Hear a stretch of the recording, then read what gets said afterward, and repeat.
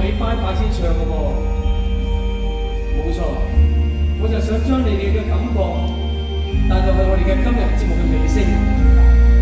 當你聽呢首歌嘅音樂起嘅時候，你會覺得好珍惜、好難過，因為好快脆，要講拜拜。其實我哋做節目就好似人生一樣，係一個減數。大家望下你嘅手錶，望下你嘅手機，我哋1分1秒喺度減。我哋7點鐘開場，9點半就會完結。我好希望你哋唔好臨到臨尾先至覺得珍惜、可惜、遺憾。